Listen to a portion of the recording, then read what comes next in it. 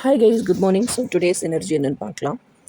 Today's energy வந்து world card எதை குறிக்குது அப்படின்னா, always ending of something and starting of something new. அப்போ உங்கள் பழைய பேட்டர்ன்ஸ் எல்லாம் எண்ட் ஆகுது. நீங்கள் கற்றுக்க வேண்டிய லைஃப் லெசன் என்னமோ கற்றுக்குறீங்க.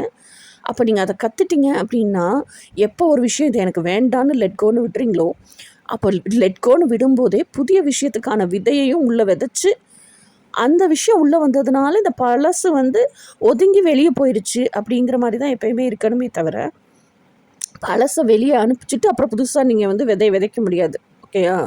அப்போ புதுசுக்கான விதையை உள்ளே விதைச்சி அதுக்கான ஸ்பேஸை க்ரியேட் பண்ணுறதுக்காக நீங்கள் பழசை வந்து வெளியே அனுப்புகிறீங்க.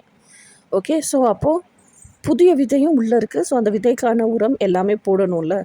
அப்போ அந்த புதிய விஷயமும் வந்து நீங்கள் உங்களோட ஆசைகள், டீப் டிசைர்ஸ் என்னவோ அதுக்கான இன்ஃபர்மேஷன் என்ன கேதர் பண்ணியிருக்கீங்களோ அதுக்கான பாசிட்டிவான விஷயங்கள் என்னவோ அதை தான் உங்கள் சப்கான்ஷியஸ்குள்ளே விதையாக போட்டிருக்கீங்க. ஆல்ரெடி இப்போ வரைக்கும் உங்களுக்கு தெரிஞ்ச என்னென்ன நெகட்டிவான விஷயங்கள் இருந்துச்சோ, உங்களோட இன்செக்யூரிட்டிஸ் இருந்துச்சோ, அதெல்லாம் லெட்கோன்னு வெளியே விட்டுருக்கீங்க.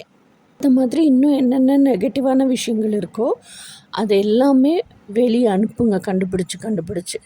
ஓகே, ஸோ அப்போ அது வெளியே போகிறது, இந்த புதிய விஷயம் வளர்கிறது, இது கண்டினியூஸாக இருந்துகிட்டே இருக்கும்.